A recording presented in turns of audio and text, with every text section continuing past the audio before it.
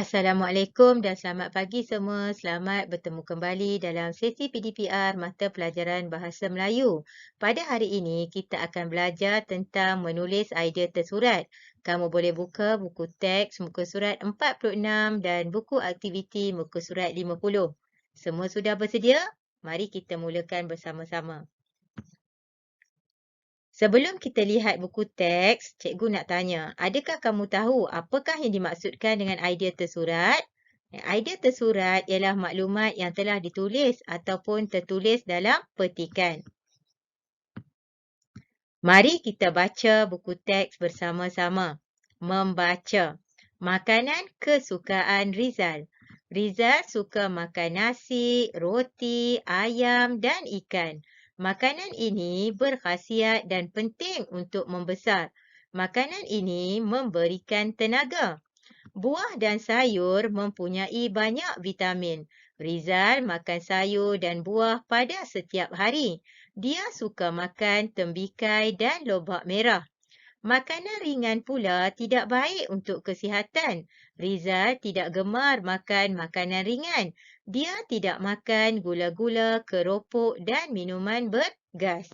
Kita patut ataupun mestilah mencontohi sikap Rizal sebab Rizal makan makanan yang berkhasiat pada setiap hari. Makanan yang berkhasiat penting untuk memastikan badan kita sihat.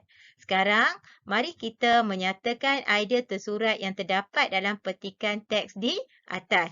Yang pertama telah diberikan contoh kepada kamu, iaitu makanan berkhasiat sangat penting.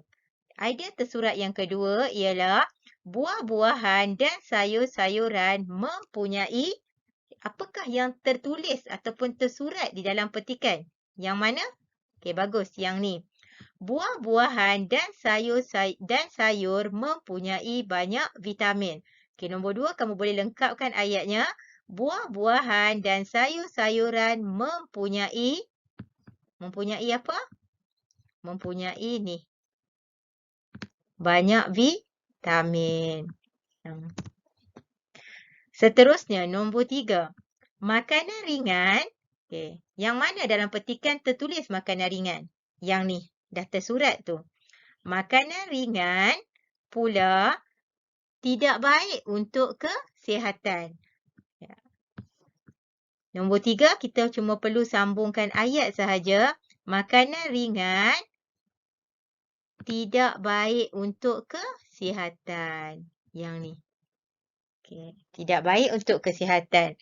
Sekarang cikgu harap kamu sudah dapat serba sedikit gambaran tentang idea tersurat. Mari kita buat latihan dalam buku aktiviti bersama-sama. Kita baca dahulu. Tulis idea tersurat berdasarkan bahan. Keluarga Alia mementingkan kebersihan makanan. Apa yang keluarga Alia buat untuk memastikan makanan yang mereka makan bersih? Yang pertama, emak menutup makanan dengan tudung saji. Yang kedua, ayah menyimpan makanan di dalam peti sejuk. Yang ketiga, Alia membasuh buah-buahan sebelum dimakan. Yang keempat, kakak memastikan tin makanan tidak kemik. Mari kita tulis idea tersurat yang terdapat dalam bahan ini. Yang pertama,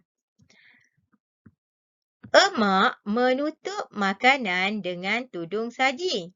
Okay, apakah idea tersurat untuk cara-cara memastikan kebersihan makanan? Apa yang emak buat yang pertama ialah ini dia.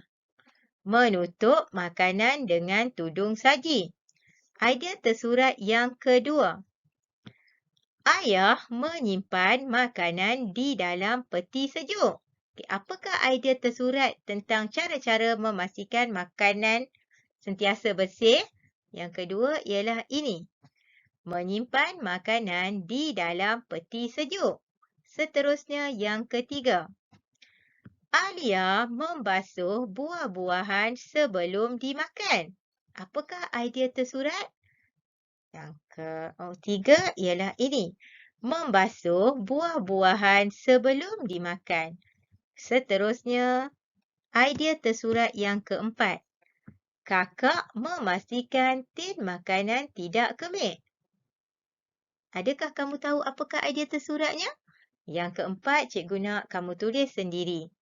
Cikgu harap kamu faham dengan penerangan cikgu. Kamu boleh teruskan pelajaran hari ini dengan membuat latihan.